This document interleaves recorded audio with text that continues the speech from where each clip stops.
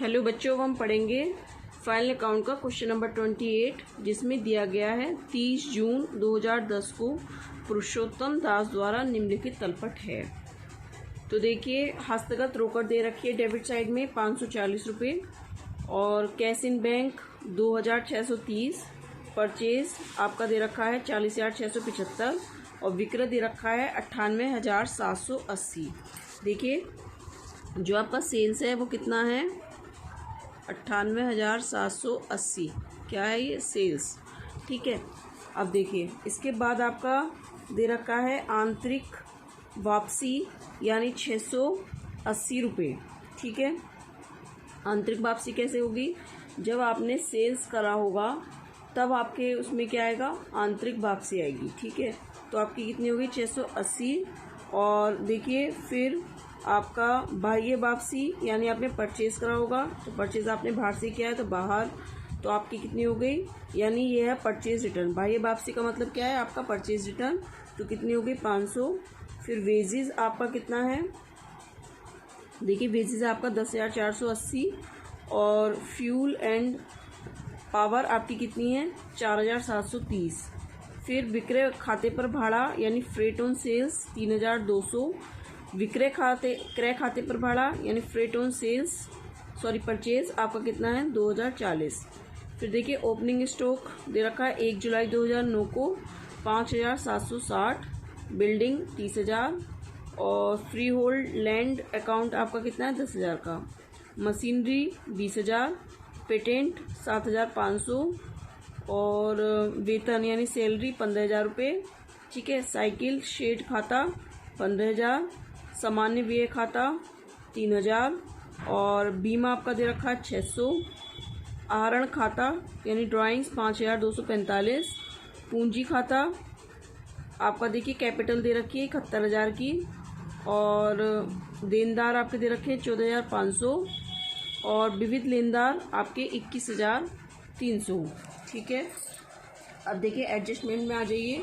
निम्नलिखित समायोजनाओं को ध्यान में रखते हुए व्यापारिक एवं लावानी खाता तथा चिट्ठा बनाइए। 30 जून 2010 को अंतिम रहतिया 6,000 रुपये था।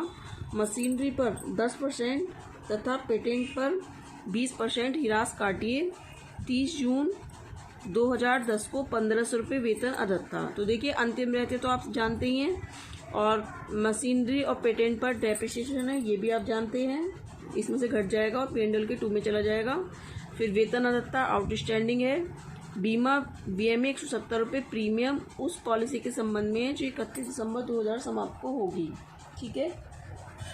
तो इंश्योरेंस पे जो आपका ये प्रीमियम दे रखा है, तो देखिए इसमें कैलकुलेशन है थोड़ी। ये आपका जो बनाया गया है 30 जून को बनाया गया है और 31 दिसंबर को समाप्त होने वाला है ये। तो देखिए 170 का आप कितना निकालेंगे, 6 महीने का निकाल लेंगे आप, क्योंकि 6 महीना बचता है, ठीक है। क्योंकि 30 जून का चिट्ठा दे रखा, हमें प्रीमियम है 31 दिसंबर 2010 का, तो कितने होगा 6 महीने का, तो 170 का 6/12 तो आपका आ जाएगा 85 रुपये, ठीक है। वो घट जाएगा इंश्योरेंस में से और बाकी आपका इंश्योरेंस प्रीमियम कहाँ चला जाएगा, वो आपका प्रीपेड इंश्योरेंस प्रीमियम असेस में चला जाएगा। फिर आपका वेजेस 2,000 रुपये के वे व्यय हैं सम्मिलित हैं जो कर्मचारियों के लिए निर्मित साइकिल शेड के निर्माण में व्यय किए गए हैं। तो देखिए, इसमें से जो आपकी वेजेस होगी इसमें से 2,000 रुपये निकल जाएंगे और साइकिल शेड में भी आपके साइकिल शेड आपका कहाँ जाएगा, असेस साइड में जाएगा, ठीक है। और इसमें जो वेजेस के मतलब वेजेस में जोड़ दिए साइकिल सेट के, तो व्यय इसमें से तो घटा देंगे वेजेस में से और साइकिल सेट में हम जोड़ देंगे, ठीक है। विविध देनदारों पर 5% की दर से शुद्ध ऋण के लिए प्रावधान करना है, यानी वही प्रोविजन या रिजर्व फॉर बैड डेट्स कह सकते हैं या प्रोविजन फॉर बैड डेट्स कह सकते हैं आप इसको। तो 5% आप निकाल देंगे इसका, ठीक है। तो डेटर्स में से घट जाएगा और आपका कहाँ चला जाएगा, जो आपका ये शुद्ध ऋण आपका ये इसमें पेंडल के डेबिट साइड में ही आपका चला जाएगा, ठीक है। तो देखिए, अब हम इसका सॉल्यूशन देखते हैं। फाइनल अकाउंट का क्वेश्चन नंबर 28, तो जिसमें दिया गया है ओपनिंग स्टॉक। तो सबसे पहले हमने ओपनिंग स्टॉक डाल दिया 5,760, फिर परचेज 40,675, ठीक है। इसमें से हमने क्या होगा, रिटर्न घटा देंगे तो हमारा आ जाएगा 40,175।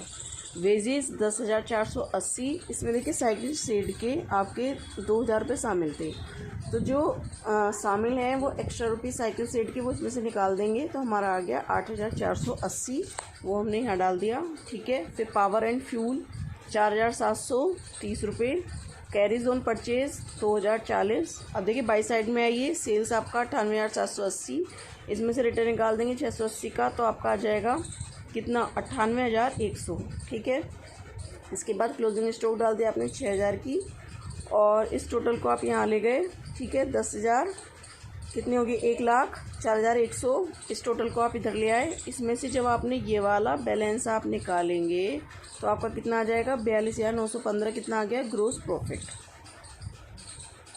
फिर इसके बाद देखिए टू सैलरी 15,000 रुपये, इसमें आउटस्टैंडिंग जोड़ देंगे 1,500, 16,500। और देखिए जो ग्रोस प्रॉफिट हमारा आया था उसे हम इधर ले आए बाई साइड में, बाई ग्रोस प्रॉफिट 42,915। ठीक है, कैरी जोन सेल 3,200 रुपये। फिर जनरल एक्सपेंसेस आपका आ गया 3,000। ठीक है, अब देखिए इंश्योरेंस के 600, इसमें प्रीमियम पॉलिसी प्रीमियम के शामिल थे।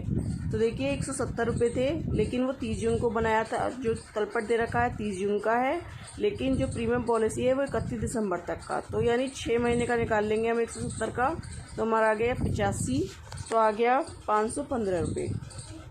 अब देखिए डैप ऑन मशीन 2,000 रुपये, डैप ऑन पेटेंट 1,500 रुपये, और प्रोविज़न फॉर बेड डेट्स देखिए दे रखा है, उसका हम 5% हमने निकाल लिया, 725 आ गया। अब देखिए और कोई आइटम नहीं है, इसको हमने टोटल लगाया 42,915 यहाँ ले गए। उसमें से जब हम ये वाले सारे खर्चे निकालेंगे तो हमारा कितना आ जाएगा, 15,475 रुपये हमारा नेट प्रॉफिट आ गया। अब देखिए हम बैलेंस शीट देखते हैं। अब देखिए बैलेंस शीट में हमने क्या किया, सबसे पहले हमने कैपिटल लिख लिया यहाँ पर 71,000 की, इसमें जो नेट प्रॉफिट आया था वो जोड़ दिया 15,475। अब देखिए क्वेश्चन में दे रखा था आहरण, तो हमने 5,245 की घटा दिए, हमारा आ गया 81,230। और देखिए क्रेडिटर्स 21,300, और आउटस्टैंडिंग सैलरी के थे 1,500 रुपये। अब देखिए इधर आ जाइए ऐसे साइड में, cash in bank 540, cash at bank.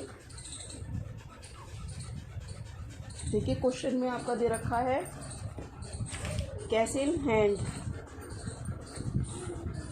ये देखिए कैश इन हैंड, ये यहाँ पर बैंक लिखा है, हैंड पढ़ना आप इसको, 540 आपका है कैश इन हैंड।